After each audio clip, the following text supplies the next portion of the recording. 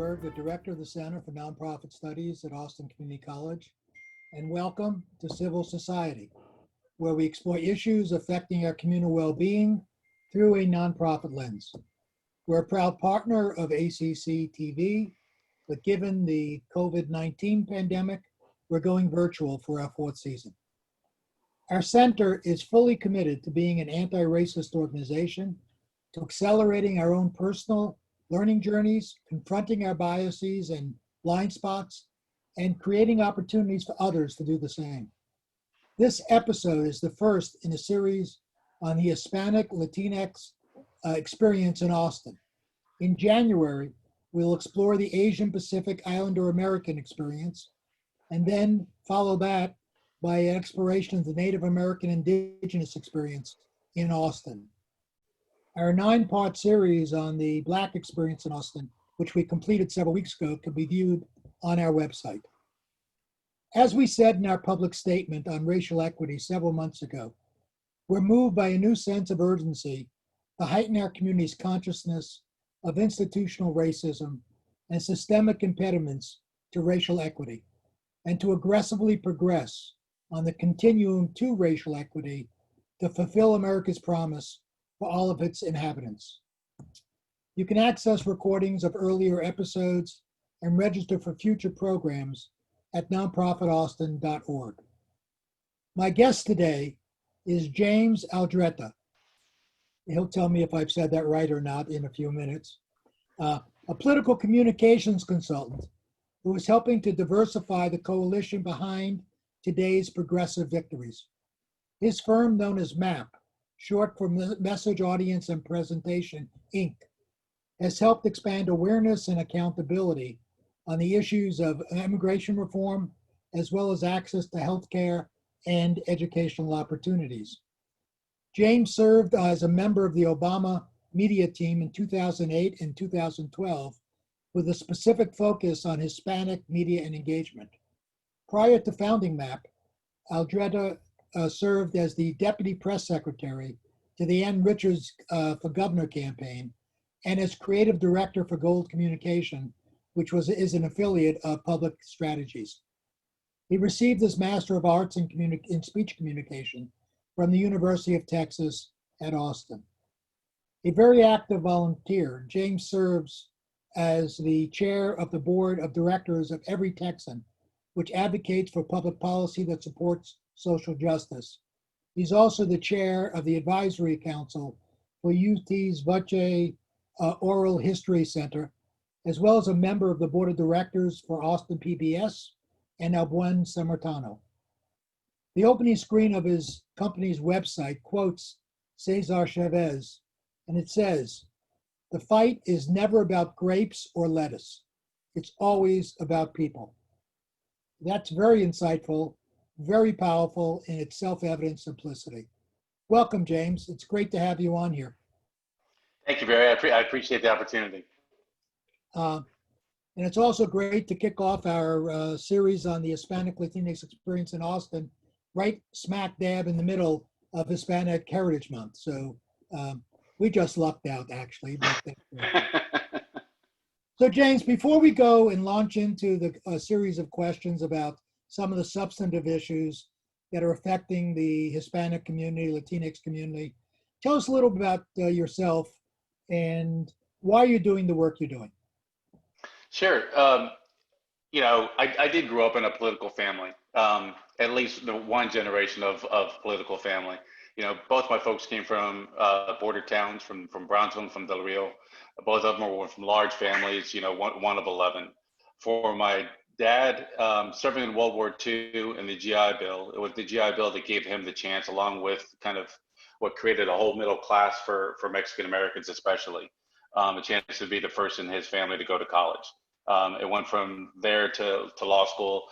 And so his political bug, which because of the mentors that he had at UT, you'll see across Texas, even here in Austin, just across 35, now the education building at UT is named after Dr. Georgie Sanchez, who was really fundamental in providing the court evidence so they could go integrate schools, especially West Texas had segregated schools between Hispanics and Anglos. They used Brown versus Board of Education to provide that integration. So those stories, I heard many more civil rights stories than I ever did World War II stories. But it definitely kind of shaped me. I had a professor at UT, Kathleen Hall Jamison is one of, the preeminent professors and academics in political communication, and I credit her for saving me from law school.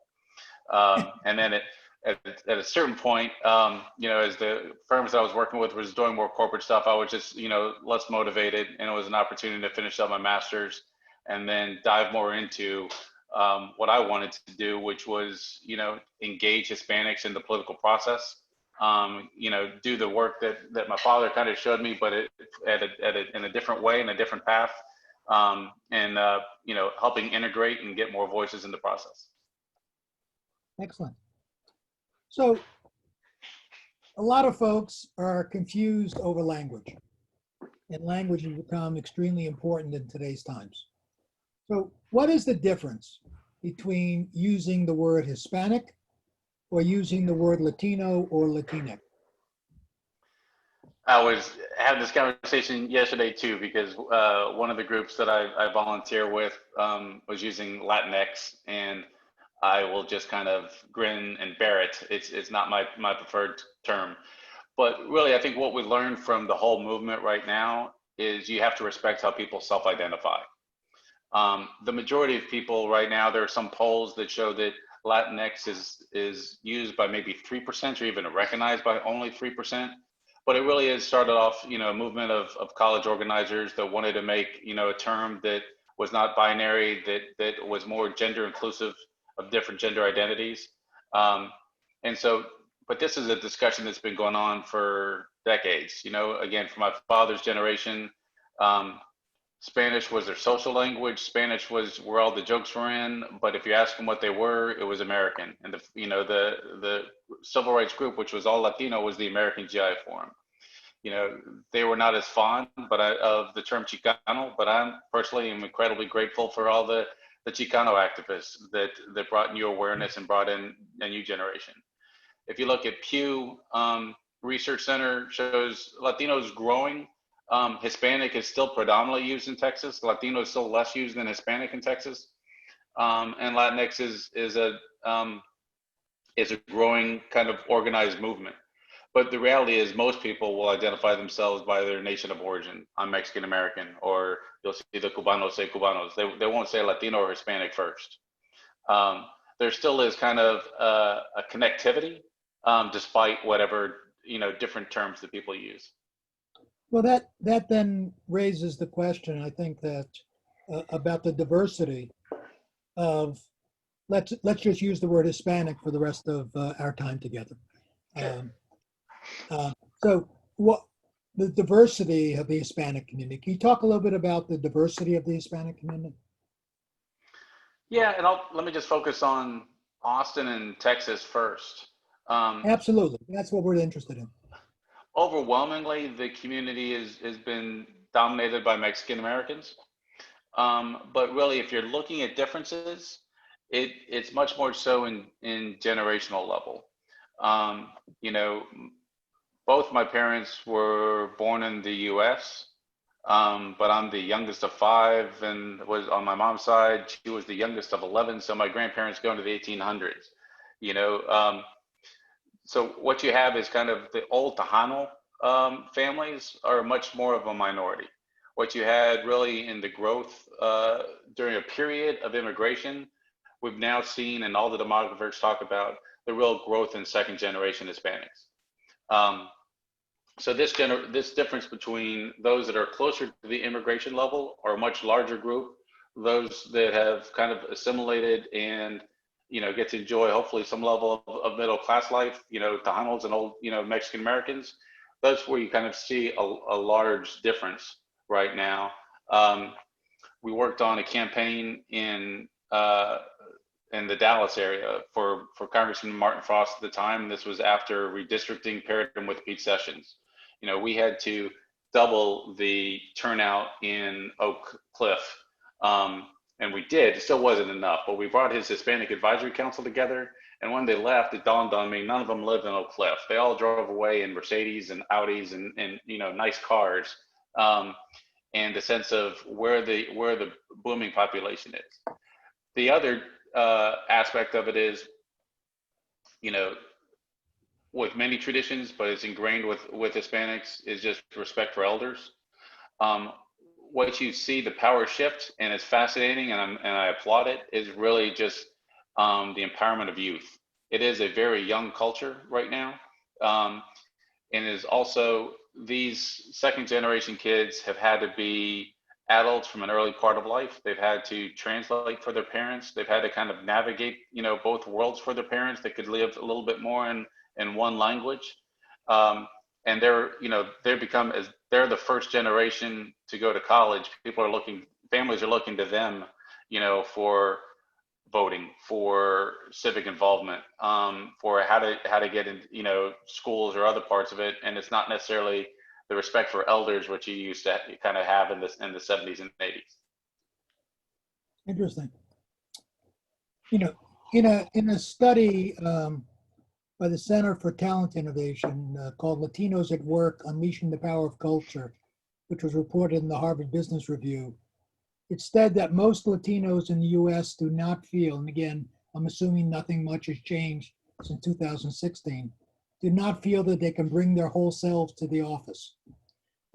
It says that most Latinos, 76%, repress parts of their personas at work. They modify their appearance, body language, and communication style, and a lot of those intangible elements that define leadership. What's your thoughts on that? I mean, I've seen that personally, and so what's your thoughts on that? Without talking about politics, but I mean, it is policy that the president recently, with executive orders, I think even removed training programs within the government that are just what the city of Austin and so many others are doing. And that's just kind of how you introspectively look at systemic racism, how you introspectively look at hierarchy. It's not necessarily that people's intentions are wrong. It's just that we don't understand, when you do enjoy certain privileges, how that affects or protects, those hierarchies. And all of us, no matter, again, what our intentions are, can have that, need to have that level of introspection. And that is a cultural shift that is starting to happen much more so within corporate America. You see a lot of both brands are trying to reach out. They're trying to do it both internally. Post the George Floyd part of it, it's not just the Latino aspect of it, but you don't see African Americans in high parts of the advertising industry that I'm part of. You don't see it really for Hispanics too. So even as they talk about the pipeline, that often becomes entry-level positions, but you don't have that necessarily role models in higher parts of it. And we know it's not because of lack of talent. I will say too, just from my perspective, the growing challenge we're going to have too is, you'll see there are different kind of Hispanic leaders that we work with that come from multicultural areas versus Hispanic leaders that come from Hispanic dominant communities. Again, for my father, World War II was a chance to kind of experience different people, interchange, learn from each other. College, for many people in the traditional sense, is that aspect of it. Even the fact that we have such student loan issues and the cost of education is so prohibitive, how they're changing education aspects of it to make sure that people get it, but what they lose often is that social interaction with people who are different from them. So 100%, there's a lot of work to be done on the economics, on the corporate side, within government agencies, within all of us. It's not just as came out of the debate the other day, just on the white supremacists. It's really many of us that haven't had the chance to really understand how systems can benefit us and hinder, inhibit others that are moving up the chain or hoping to move up the chain. Yeah. So moving to what you do for a living, okay. What are the top 2 or 3 factors that need to be taken, or that are taken into consideration when crafting messages to the Hispanic community? I think one of the things that we still fight against a little bit um, is a belief that we can get Hispanics to be voting out of fear. That if there's enough scary stuff out there, that they'll come out and fight that fear. And I think what people need to understand is voting is probably um, the ultimate expression of someone's confidence, that your voice matters, that you belong here, that no one will turn you away at the door, that it is your responsibility. Um, so when you understand that voting is a sense of confidence, number one in the communications part of it is, first, how are you welcoming them in? Um, no doubt, when I talked about that difference between kind of old Tejanos and middle class families and emerging communities, all my friends talk politics. The majority of people overall don't, especially when it comes to Hispanics. Number two is understanding that it really is a much younger community. If you look at, it used to be Steve Murdoch, who was the state demographer, had the charts, but it still comes from whoever the state demographer is now. If you look at just median age between Hispanics and Anglos, you'll see how Anglos are still, especially in the older 65 plus, overrepresented. Hispanics under 35, overrepresented. And you have that statistic, I think it's like 50,000 a month, turn 18 to become eligible voters. So what we've always known on voting too is that age is the number one predictor, and we have a young community. And then the second predictor is education, which is also a surrogate for income. And because the majority is second generation, you have them surpassing their parents' educational level, but they're not at that economic level of confidence. Right now, we have two things going on. We have the pandemic that we know is disproportionately hit communities of color. And we're the second hit that's there, but it's going to be more pronounced, as time goes on, is how the Hispanic community has been hit by the COVID recession, displaced from, many service level jobs, many, hospitality jobs. So there are so many concerns that are on their table. People think that it's apathy that has the lack of turnout. One, you have to welcome and engage them in. Two, you have to meet people where they are. And if their first priority is the economic stability of their family, that's full engagement. We just have to connect that to voting. I think that comment about voting being an act of confidence is really insightful and really helpful to look at the issue that way. So thanks for that. So you mentioned education. Austin Community College, which I'm affiliated with, clearly is an Hispanic serving institution, place a lot of emphasis on getting folks to be the first in their family at college and so forth. But yet, our experience aside, the data shows that Latinos, while being the largest rapidly growing group in the US, also has the lowest college completion rates. And I think you talked about some of the factors intermittently, but could you address what you see as the reason for that and what, I don't know who the we is, but what society can do, what individually we can do, what institutions can do to change that? I think it was Julian Castro that had the quote that it's not a 400 yard dash, it's a marathon between one generation to the next. Many of us are still mourning even the passing of Justice Ginsburg, whose quote came over and over. What's the difference between I think it was a bookkeeper in Brooklyn and a Supreme Court justice? Was one generation. We forget that the number one predictor of someone's likelihood to go to college is whether their parents went to college. For my parents, it was groundbreaking. For me, it was an expectation.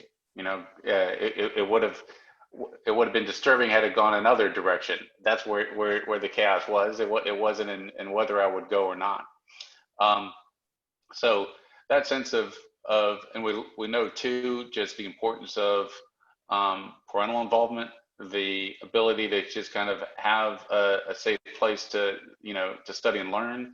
I think the way that colleges and ACC is a leader in this, and just, while we're in the social distancing period now, but creating, more of a sense of community and not just a horde of classrooms, and how you have a community college that really emphasizes the community aspect to it.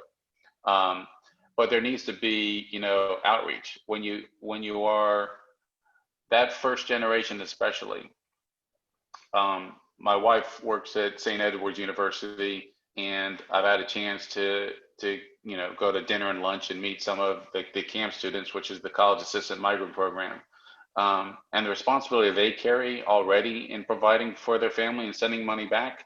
The traditional model is, hey, mom, send me money, not, you're 18, how are you helping the family? So there are definitely economic realities that are very, very different and are incredibly real.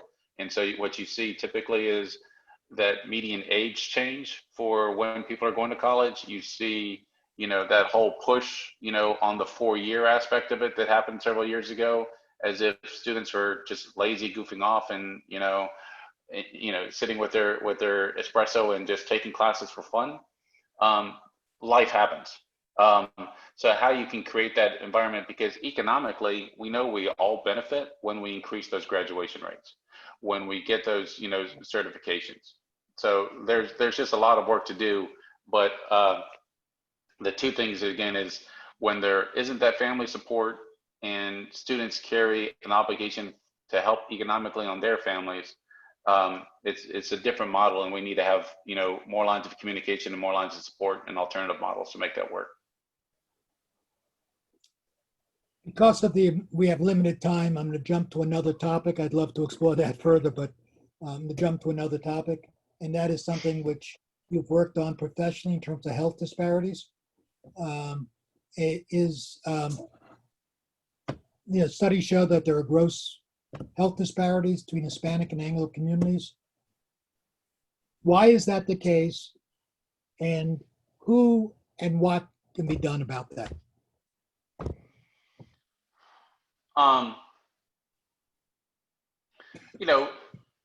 That's a huge, that's a big one. We You've live got 2 currently, minutes. 2 minutes, You've minutes got to 2 solve the minutes. healthcare aspect of it. And I'll go back. no disruption. So Texas, especially, despite the fact that, to speak in political terms, that other red states, other Republican-led states have, from Arizona to Oklahoma, have embraced Medicaid expansion. Texas is still yet to embrace Medicaid expansion, and Texas has the highest number and percentage of uninsured families across the nation. That's one. So two, we live in a system that is based on employer provided healthcare. But that does not trickle down to when you're at the hourly wage. That does not trickle down to the lower economic scale. And we also know, again, based on demographics, it's a younger community. So more predominantly in jobs that do not provide healthcare, in a situation that we pretend that all employers are providing it. Okay. Well, we only have about 4 or 5 minutes left before we bring the audience in. So let's take a few minutes on self-reflection. So what would you tell your younger self? You could be sitting there about the future, and what do you wish you would have known when you got involved in this, other than that you saved the world from another lawyer? All those lawyers online. Okay. I definitely grew up with a true understanding that we do stand on the shoulders of giants. That there are things that are much easier for us because of the hard battles that were fought. We've had from the loss of Justice Ginsburg to the loss of Congressman John Lewis, I think those lessons have come back forefront for many of us to kind of have that level of reflection. At the same time, when you're watching, some of the retrospectives of Congressman Lewis is really how he connects with younger folks. So while there is respect for elders, and I had opportunities younger to get into Democratic kind of establishment campaign opportunities, I'd still tell myself, you got a lot more room to rock the boat, and the boat needs a lot more rocking than you realize. And it really truly inspired by a lot of the youth-led movements that are happening currently. I've had older civil rights, mentors that still go, they're doing it wrong. I'm like, they're doing it their way. And maybe instead of putting it in the frame of our earlier battles or the battles that we, lionize, we got to, learn how they're perceiving things differently, and their goals are different and their motivations are different. And I see that both in the movement, and I also see it happening within, progressive nonprofits and with progressive movement organizations, that they're doing it internally and changing the culture as well. Again, the lesson would be rock the boat more. There's less risk than you may be afraid of, and as you get opportunities, make sure doubly that door stays open for others. Thank you. With that segue, let's open up the lines, Kate. We want to give those who have patiently listened to us an opportunity to ask any questions they have, to continue the conversation. And looks like we have one person at a beach, but otherwise, I'm jealous. any questions, comments? Yeah, please feel free to unmute yourself. Come on the line if you want to speak. Just wave your physical hand like this at me and we'll call on you. And Any okay. questions in the chat? We have a question. Fedora. Good. So it's actually more of a comment. I think Barry had asked James the question about Hispanics not being able to bring their whole selves to work. And that kind of really struck me because I genuinely do. I code switch constantly. I code switch every day of my life. I'm code switching right now because I don't even know how not to because I'm at work. And I just wanted to note that mostly. And also thank you so much, James, for literally everything you said. I identified with it so much. It's just like you're telling our story, and thank you for explaining everything right in better words than I ever have, for sure. Thank you, Fedora. I mean, I think it's a combination, like, yeah, we all do code switch 100%. And then as long as we got to just move ourselves increasingly in this environment and take advantage of the courage of others, where we're not necessarily limiting ourselves, but at the same time, we get to learn from other people. And then I think there's also a recognition that happens that non-Latinos and how they code switch, and or how, what is it that we're not seeing in them? And that was just, again, I grew up in an integrational household, that was the great battles, was integrating schools, and that there's a benefit that we all learn from each other. I told you that we're from big families. I'm from 5, my wife's from 6, but we only have 1, so we're considered quitters on all sides of the family. But at the very least, public school is still important, and the fact that there's diversity, income levels, and other stuff that he gets to experience and have friends from different backgrounds. There's 100% total fun and celebration when it's just with us that we're together. But then there's also the learning opportunity and growth that when we interact with others, as long as there's not the hierarchy and power structure that inhibits us. But thank you for those comments, Fedora. So we just had a question in chat to define code switch. I'm gonna throw that to Fedora. Or Jane? I'm gonna throw that to Fedora. I don't want to put her on the Um, spot. no, that I don't mind at all.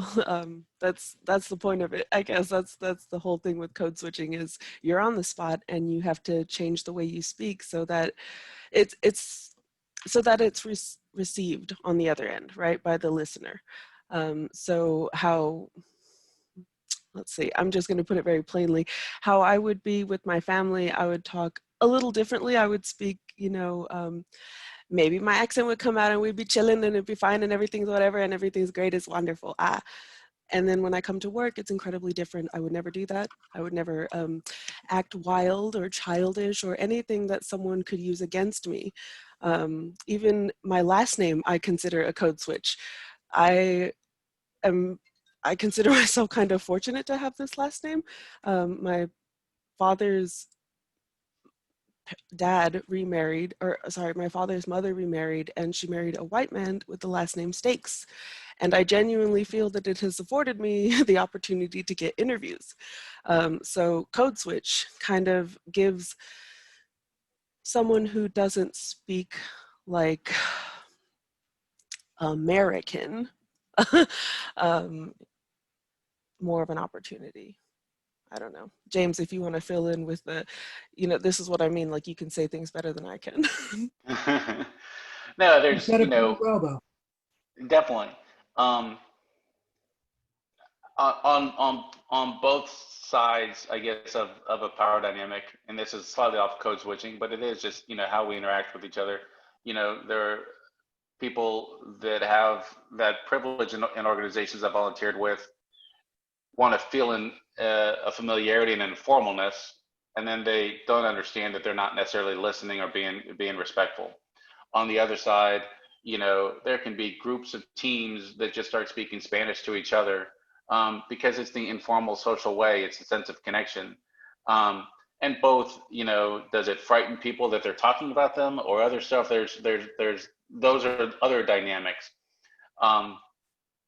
But yeah, code switching is you're not who you are with your family. And I will say this, in my personal belief, you are who you are when you are with your family. And then the fact that you have to kind of curve that a bit for fitting in only is a challenge many people face. Thank you So both. this is, I guess, yeah, I'm the one that asked the question. So someone had typed back, changing your speech patterns to hydroculture when with people outside of your native culture. So this, to me, it sounds like something that everybody does. It's not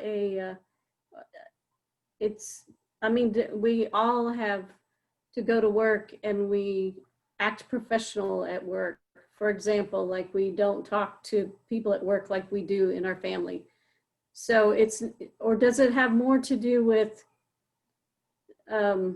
someone perceiving a dominant culture when they're at work and trying to assimilate to that dominant culture while they're at work, which would be different?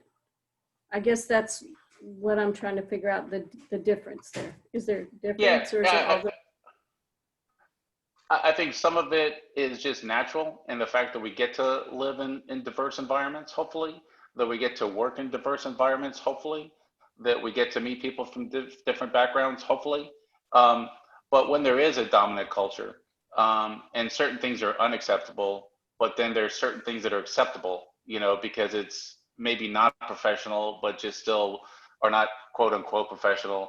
But it's part of the dominant people in power and the way that they talk or communicate. Yeah, there's still an imbalance.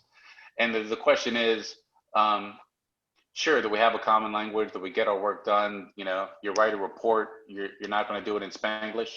But the question is, can you still at a moment's notice feel free to be yourself, or do you have to limit that? So there is still a perception and lack of inclusion. And that's where I think we're making strides and companies are embracing it. It's a messy process. People walk away from it more than embrace it. But hopefully that continues. Let me just quote from this report, which we'll include up on the website. Quote, "You're always moderating yourself," agrees a Latina executive who feels Latinas, quote, "are always tagged with the emotional thing. You're always told, calm down, you've got to be more cool, be careful with your voice, be careful with your hands." Hispanic men echo her observations. One ruefully told of moving from a Hispanic-dominated company where he could gesture eloquently and speak passionately to a Caucasian workplace where he had to, quote, scale back his expressiveness. And then there's a story that's told here of somebody asked to anglicize their name because the folks at the place couldn't pronounce the name.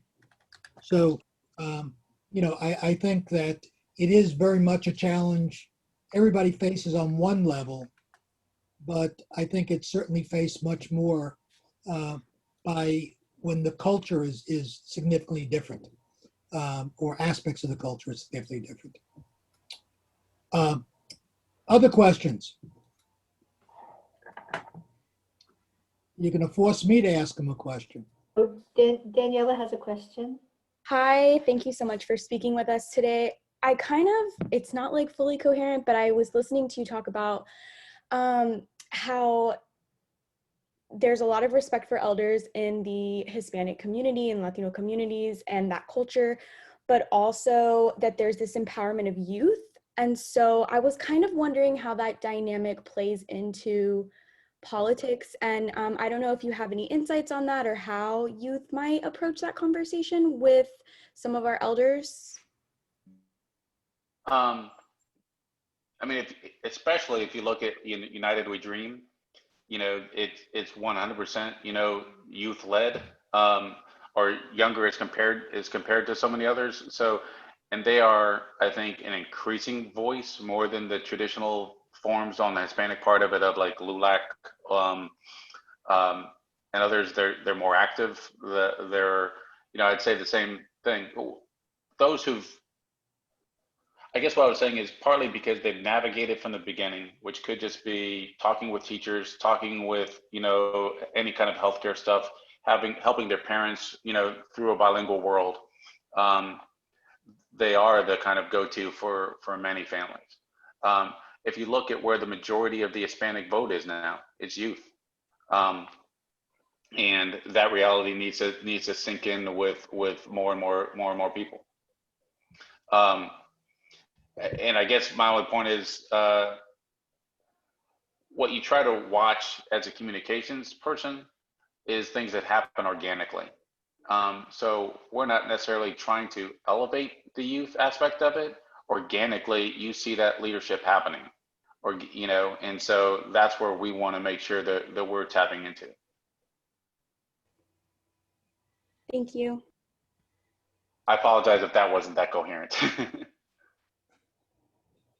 That was fine. Other questions?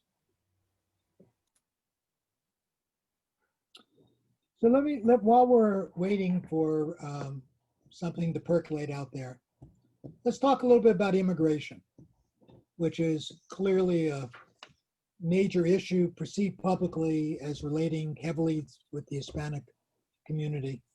You've done a lot of work in your political communications about immigration.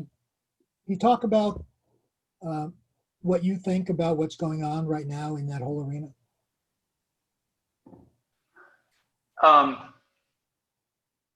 If I go too far into politics, push me back. But I will say that at the very least, despite the fact that we have a global pandemic, fear of immigration doesn't seem to be the driving force on political messaging that we saw 4 years ago. So I'll take that as a slightly hopeful sign. You have sometimes feeling slightly too quiet, but you have a business community, especially in technology, but also in food industry and others, that understand immigration and is a key part of our economy. We recently learned that immigrants pay more taxes than a billionaire president. There should be some level of respect for that aspect of it. the unfortunate dynamic has always been that those with the least contact and exposure to immigrant communities are the most fearful. And I'll say, you know, what we're seeing on a political dynamic is a suburban vote that's kind of fascinating, because the suburbs are no longer, you know, the white flight areas. For Austin, I think Westlake early on was a white flight area. But if you look at Pflugerville, Cedar Park, Round Rock, they're more diverse and more integrated than Austin. And you know, the more integration you have and the more exposure you have, the less fearful you are. You're not seeing border security. You're not seeing the wall aspect of it come. And again, it's not just from an activist side. It's coming from a corporate economic side.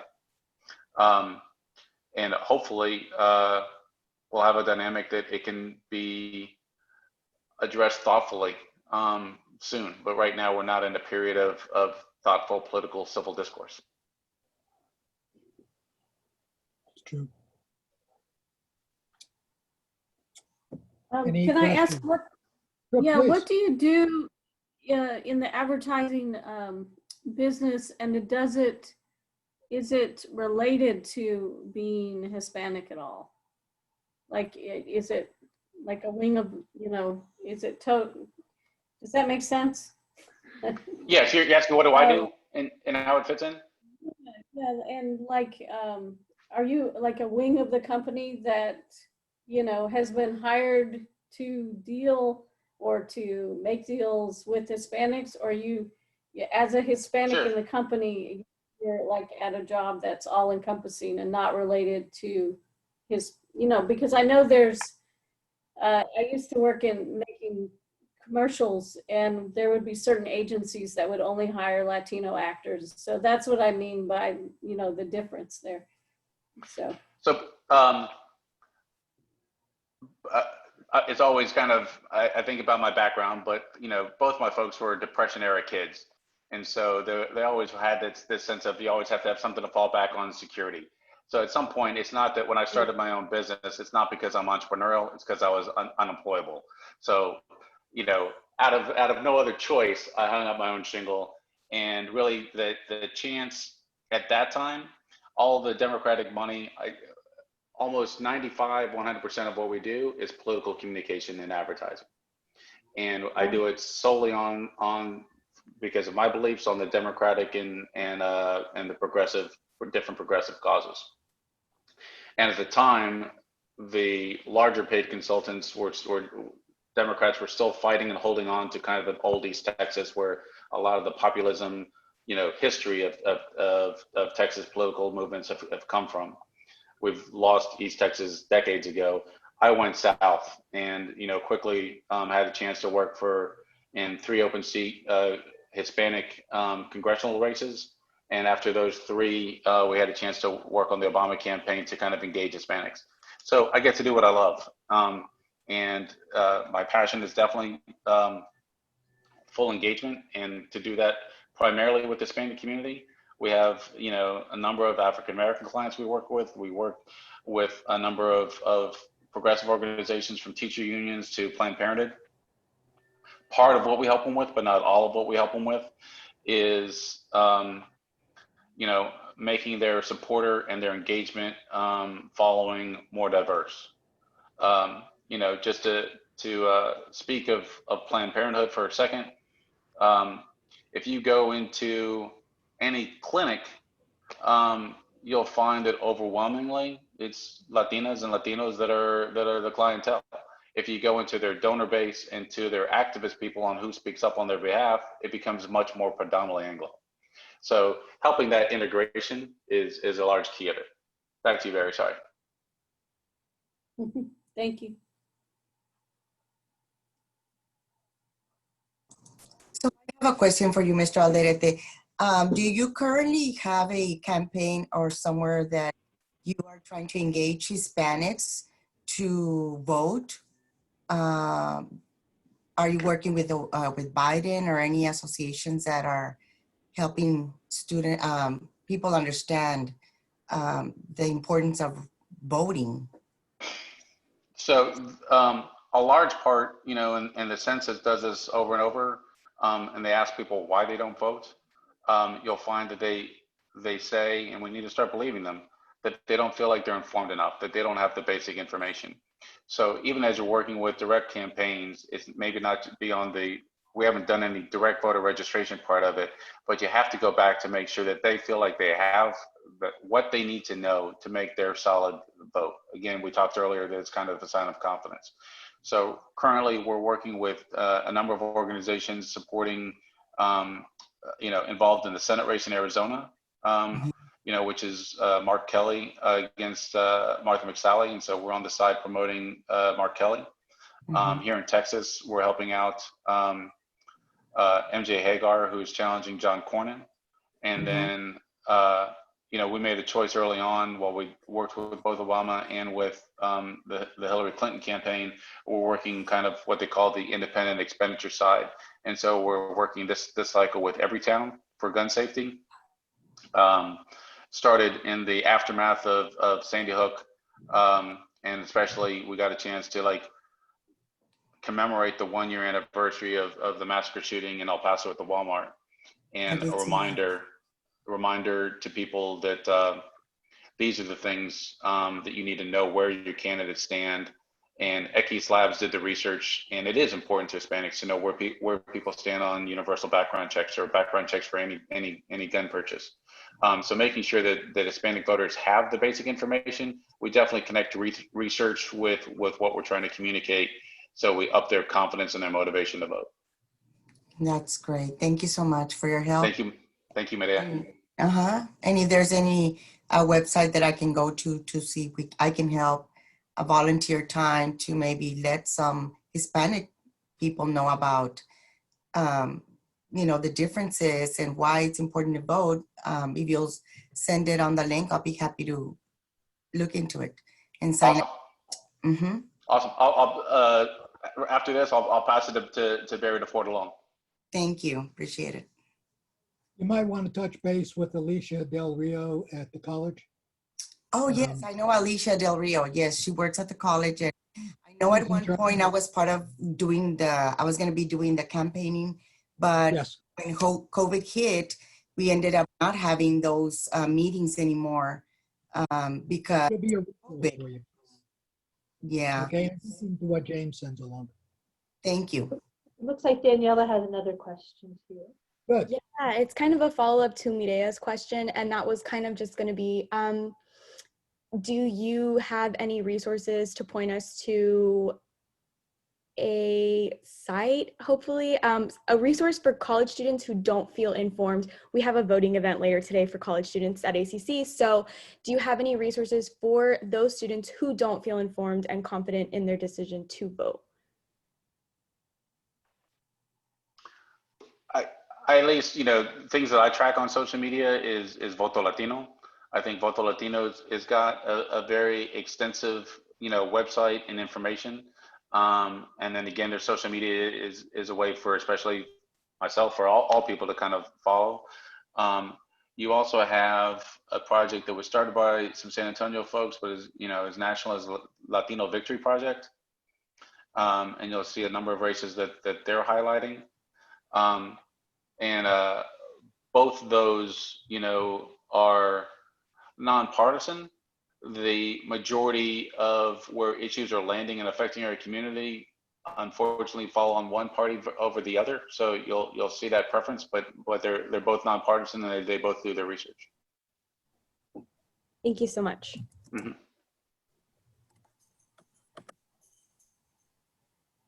Other questions? Somebody just posted the URL for the League of Women's Voters guide. We will be posting or reposting these up on our website when we post this, the edited version of this video. So you can access it there. Any other questions? All right. So let me end with a general question. So what do you feel, based upon your experiences, non-Hispanic folks ought to know about Hispanic folk to better appreciate cultural and other differences and similarities?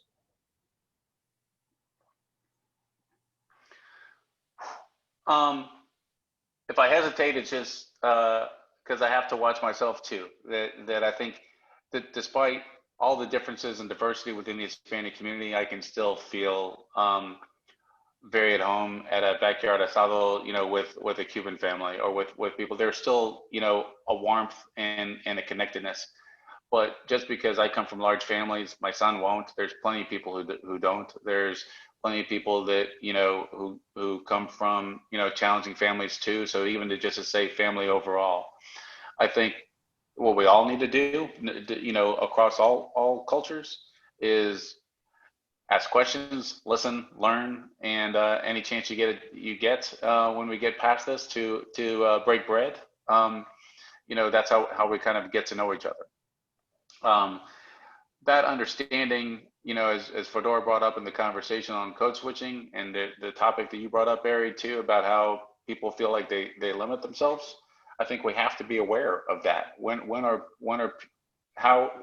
Is what we're seeing simply a portrayal, and do they feel comfortable that we get to know? So I think we all need to, break down those barriers, and the more we get involved in, diversity, equity, and inclusion training, the more we get involved in understanding our own, biases that are ingrained, is an opportunity to have those discussions with other people and truly get to know and respect. Thank you. That's a great closing, because that really sums up also the purpose for these programs and our focus on peoples of color. In this next several months, we're focusing on the Hispanic community. So I'd encourage you all to join us at future shows, future episodes. I want to thank you all for watching and participating in civil society. Especially want to thank James for all of his insights. And I like some of those great phraseology, which I look forward to using. And always, I want to thank Kate Tolliver, our managing producer and coordinator at the center, for her support. You can read more about James and the issues we discussed, and we'll be linking as many of these resources as possible on our website, nonprofit Austin/civil society, or nonprofitaustin.org, /civil society. I thank you all for being here. I hope you all have a great day. Stay safe and be well. Thank you. And again, thank you very much, Jim. Thank you, Barry, and thank you, Kate. Thank you, James. Come see us, same bat channel next week.